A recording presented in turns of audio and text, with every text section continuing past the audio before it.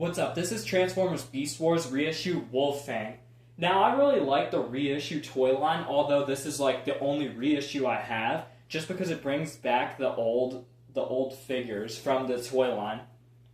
And there was also a K9 reissue.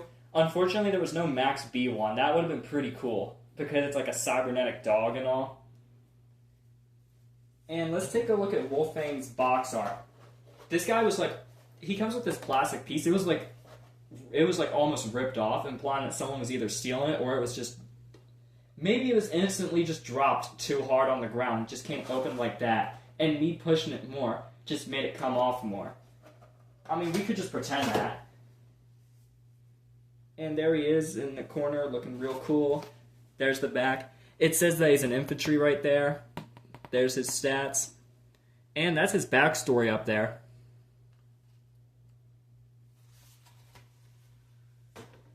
And he also comes with this thing that sits inside of the plastic piece of the box. I just put it in front of there just because it looks cool to have there. Now, as for the actual wolf, this figure has really bad QC, so I'm warning you, be careful with this figure. Because I thought I almost broke it for a second my first time. He looks real cool all around. If we flip him over, his arms are sticking out. But that's normal. Beast figures got some stuff sticking out on both modes.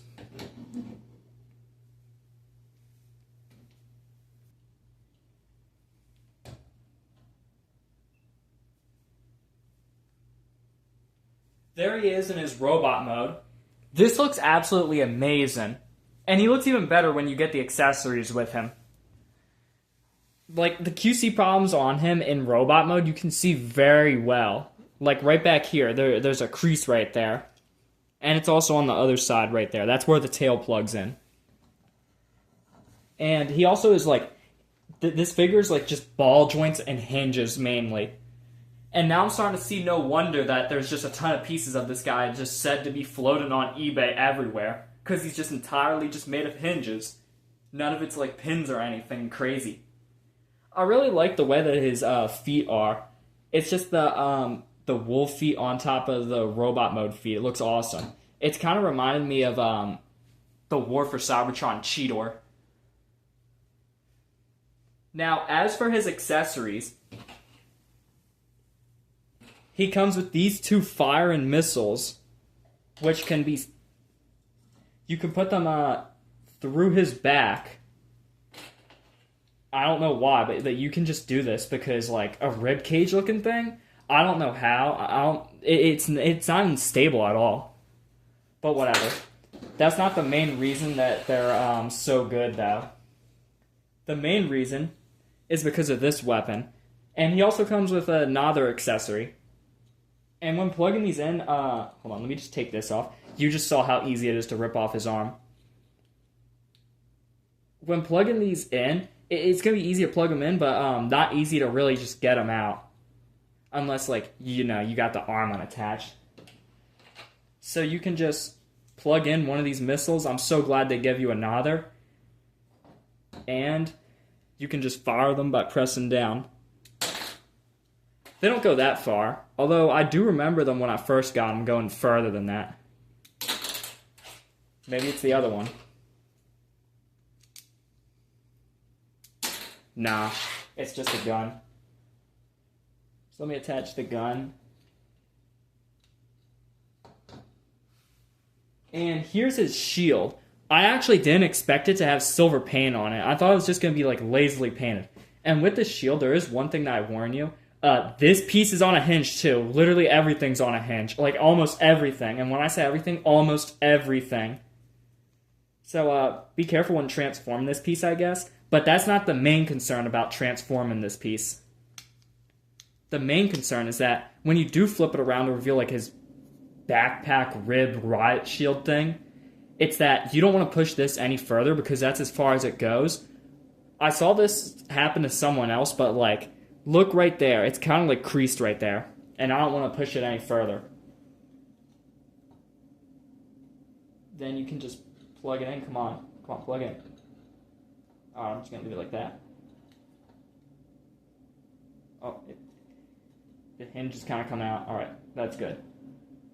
So he's kind of there, like he has like a riot shield. He looks like he's supposed to be part of like some beast army or something like that. It looks really good.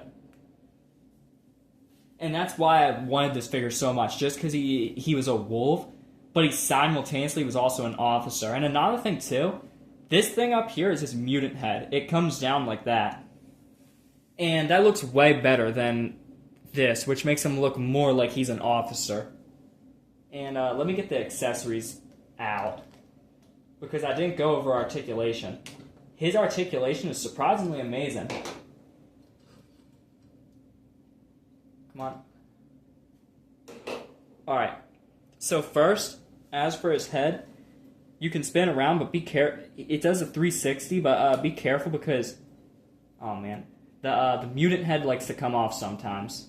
I'm not really going to mess around with that. The shoulder pads are on ball joints. You can see right there. And they can go out a little because transformation. These wolf legs can be orientated however you want. I'm pretty sure they're supposed to be like that. Also on a ball joint. This arm's on a ball joint and has a forward butterfly joint like that, which is awesome. Giving more points to this figure. And the arms can go up and down. No wrist swivel, unfortunately. There's like a mushroom joint there. It goes like that.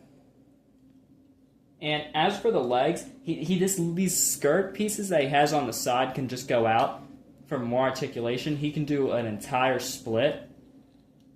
But however, let me get a closer look at this. Some of it is kind of hindered because of the thigh.